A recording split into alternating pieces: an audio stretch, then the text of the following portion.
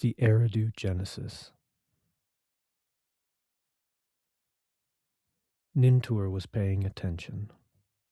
Let me bethink myself of my humankind, all forgotten as they are, and mindful of mine. Nintur's creatures, let me bring them back. Let me lead the people back from their trails. May they come and build cities and cult places, that I may cool myself in their shade.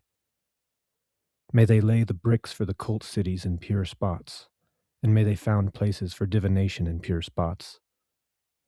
She gave directions for purification and cries for elemency, the things that cool divine wrath, perfected the divine service and the august offices, said to the surrounding regions, let me institute peace there. When An, Enlil, Enki, and Ninhursag fashioned the dark-headed people, they had made the small animals that come up from out of the earth, come from the earth in abundance, and had let there be, as it befits it, gazelles, wild donkeys, and four-footed beasts in the desert. Lacuna. And let me have him advise, let me have him oversee their labor, and let him teach the nation to follow along unerringly like cattle.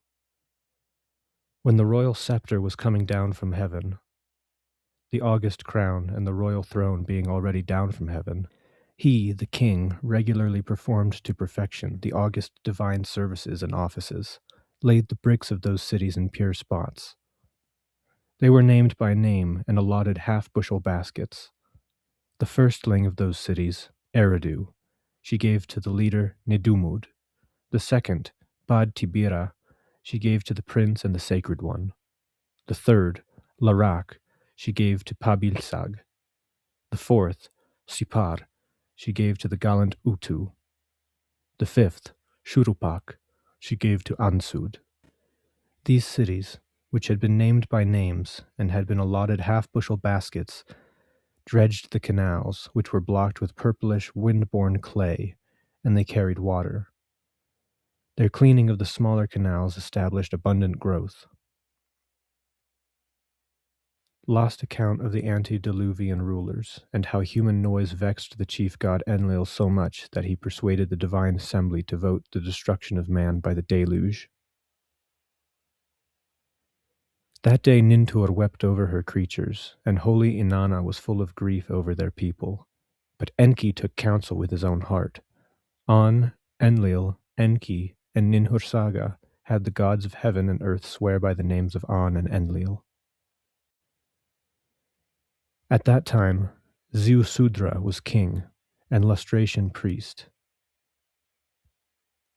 He fashioned, being a seer, the god of giddiness, and stood in awe beside it, wording his wishes humbly. As he stood there regularly day after day, something that was not a dream was appearing, conversation, a swearing of oaths by heaven and earth, a touching of throats, and the gods bringing their thwarts up to Kiur. And as Ziusudra stood there beside it, he went on hearing. Step up to the wall to my left and listen. Let me speak a word to you at the wall, and may you grasp what I say. May you heed my advice. By our hand a flood will sweep over the cities of the half-bushel baskets and the country. The decision that mankind is to be destroyed has been made. A verdict, a command of the assembly cannot be revoked. An order of An and Enlil is not known ever to have been countermanded. Their kingship, their term, has been uprooted. They must bethink themselves of that. Now, Lacuna, what I have to say to you, Lacuna. Lost account of Enki's advice to build a boat and load it with pairs of living things, and Ziusudra's compliance.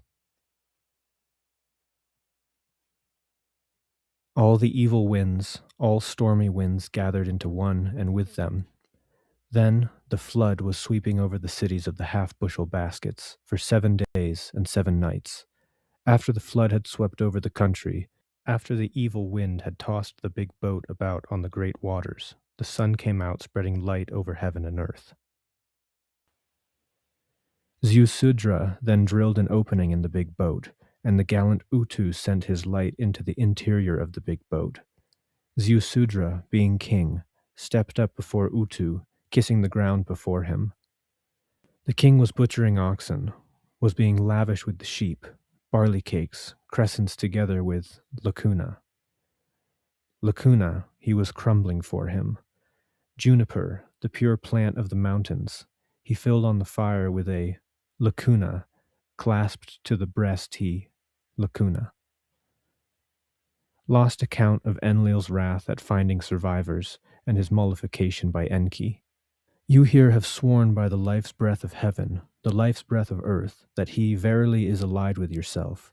You there, An and Enlil, have sworn by the life's breath of heaven, the life's breath of earth, that he is allied with all of you. He will disembark the small animals that come up from the earth. Ziusudra, being king, stepped up before An and Enlil, kissing the ground. And An and Enlil, after honoring him, were granting him life like a god's, were making lasting breath of life, like a god's, descend into him. That day they made Ziusudra, preserver, as king, of the name of the small animals and the seed of mankind, lived toward the east over the mountains in Mount Dilmun.